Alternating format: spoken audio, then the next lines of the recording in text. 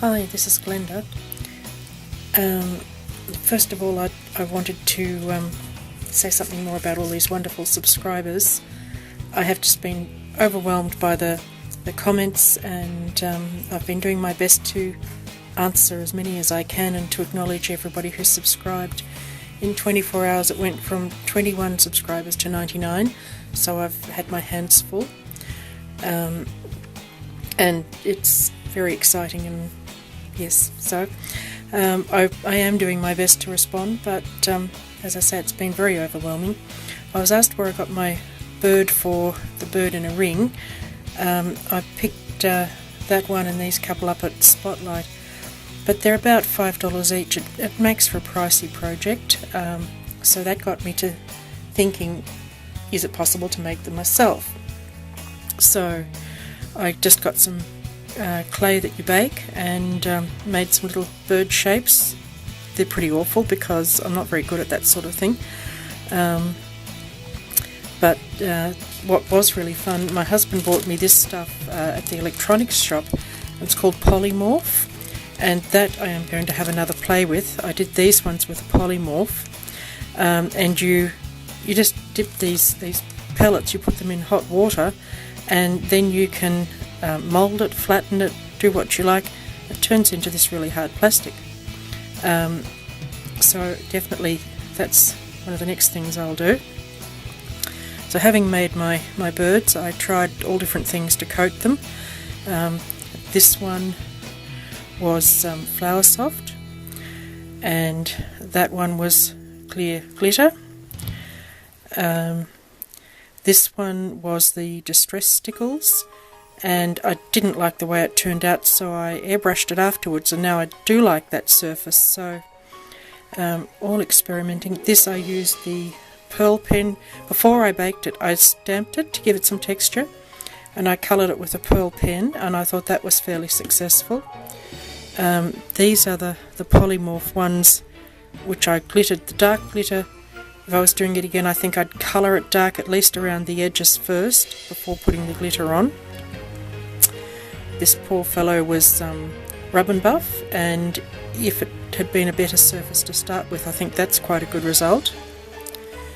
This one I painted with just a acrylic paint, which was okay. This one I used the ink gold on, which the coverage is not as thick, you could do a second coat, but reasonably successful. So I think what I liked best was having a bit of texture and colouring it rather than just straight glitter. That was the verdict on that. So then adding feathers. And I made mine flat so they can go on projects. I did do one 3D one because there's no reason why it can't be. And I think putting a hole in the back before it sets or bakes or whatever you're doing would be good to put the feathers in, because it's a bit of a loss how to put the feathers. So curling feathers. Tracy suggested rolling it around a skewer and using the heat gun, and this is what happened to this poor fellow. I wasn't very good or very controlled. It might work better with one feather. Certainly heat affects the feathers, and they did curl. This one I have been trying a different technique, which I've also done on this one. That's lovely and curly. And I think I had a go at that one, and definitely this one.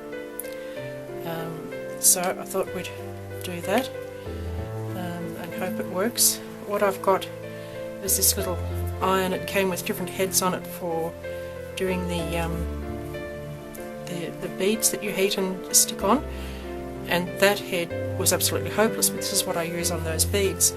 So all I did was drag it, and it does completely change the feathers. You just keep at it until it's curled as much as you would like. You can do them before you put it on or after. It completely changes it to a totally different look. So, I mean, I'm looking at the bought ones. They look like they've had virtually the same thing done to them because of the way they curl. It's definitely a heat thing, I would say, because that's a similar effect, and it started out as a flat feather. So that's what I was playing with till the supermarket interrupted, and now I'm back to it.